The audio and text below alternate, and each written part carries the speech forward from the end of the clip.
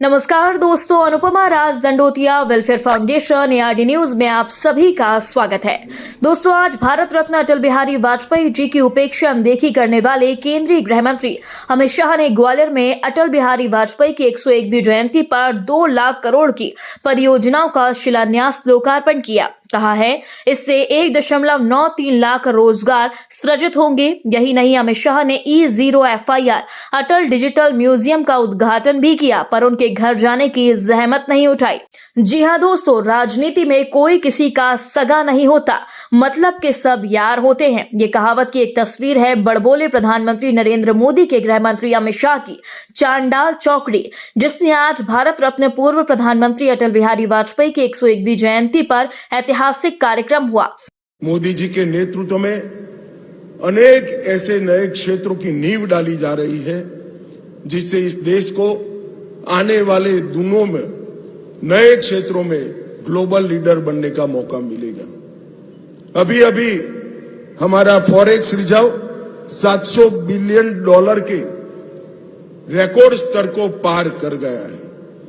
मित्रों, हमने semiconductor industry में भले देर से ही सही मगर धमाकेदार एंट्री की है, और देखते देखते देखते सेमीकंडक्टर क्षेत्र में हम न केवल आत्मनिर्भर बनेंगे, हम इसका निर्यात भी करने की शुरुआत कर देंगे।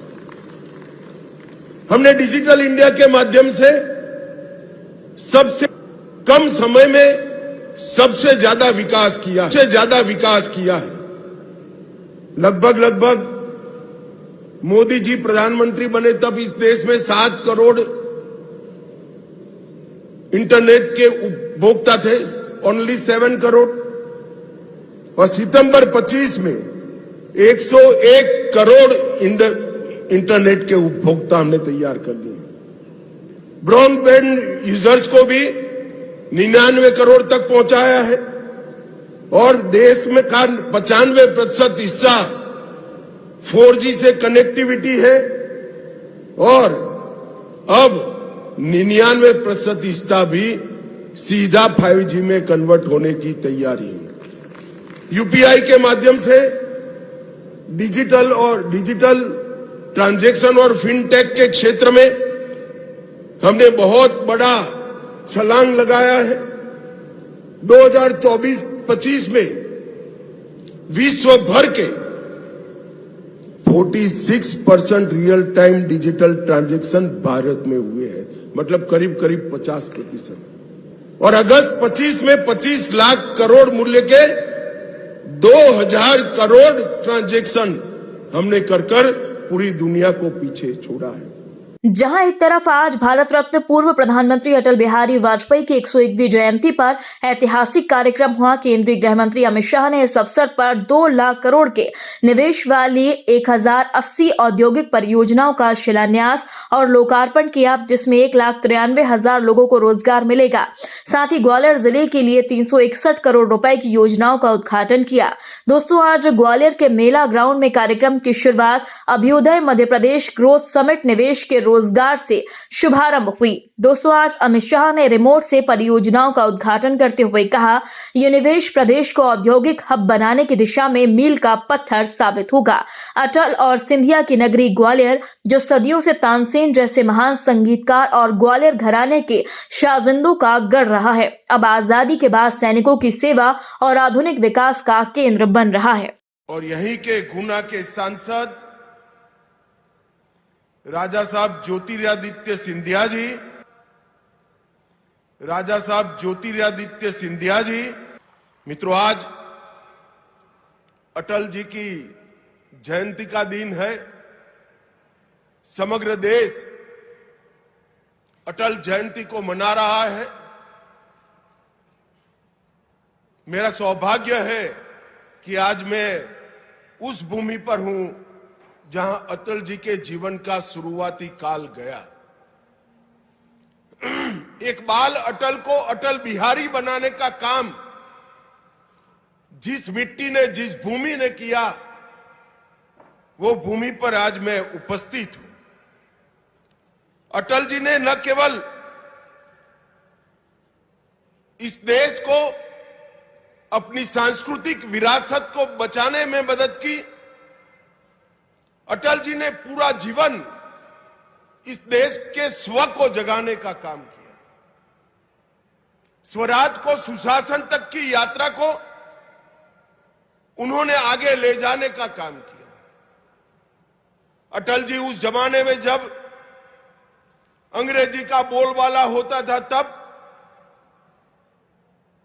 यूएन की परिषद में हिंदी में भाषण कर पूरे भारतीयों का दिल जीतने का काम हमारे अटल बिहारी वाजपेयी ने। ये पूरा मध्य प्रदेश ट्राइबल क्षेत्र से भरा हुआ है। अटल जी प्रधानमंत्री बने उसके पहले इस देश के आदिवासियों के लिए, जनजाति के लिए कोई अलग विभाग नहीं था। अटल जी के नेतृत्व में ही भारत सरकार में जनजाति विभाग बनने का काम हुआ और ट्राइबल कल्याण की एक नई यात्रा शुरू हुई। अटल जी जब प्रधानमंत्री बने तब देश के इंफ्रास्ट्रक्चर पर निवेश को वोट जीतने का, चुनाव जीतने का जरिया नहीं माना जाता था। इससे कोई मत प्राप्त नहीं होते हैं। ऐसी दकियानुसी कांग्रेसी विचारधारा को तोड़कर स्वर्णभुज योजना, देश को जोड़ने वाले 6 महामार्ग अटल जी ने बनाकर इस देश को इंफ्रास्ट्रक्चर के रास्ते पर आगे बढ़ाया। अटल जी ने ही पूरी दुनिया के सामने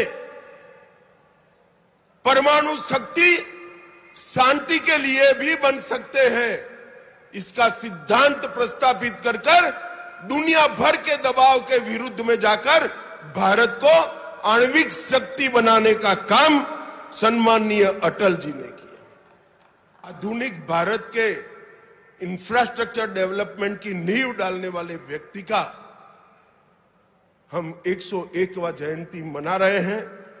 मैं भारतीय जनता पार्टी के करोड़ों कार्यकर्ता और देश की जनता की ओर से ये महामानव को मनपूर्वक श्रद्धांजलि देता हूं। दोस्तों, आज मोदी के चाणक्य गृह मंत्री अमित शाह ने E0 FIR योजना का भी शुभारंभ किया, जो पीड़ितों को तत्काल न्याय दिलाने में क्रांतिकारी कदम है। मध्य प्रदेश अब दूसरा राज्य बन गया है जहां यह सुविधा उपलब्ध होगी। उन्होंने कहा, यह योजना फरियादियों को बड़ी राहत देगी और अपराध नियंत्रण में सहायक होगी। इसके अलावा अटल डिजिटल म्यूजियम का लोकार्पण किया गया। और यहीं के गुना के सांसद राजा साहब ज्योतिरादित्य सिंधिया जी, मध्य प्रदेश भारतीय जनता पार्टी के अध्यक्ष श्रीमान खंडेलवाल जी, मंच पर बैठे हुए मध्य प्रदेश सरकार के सभी मंत्रीगण,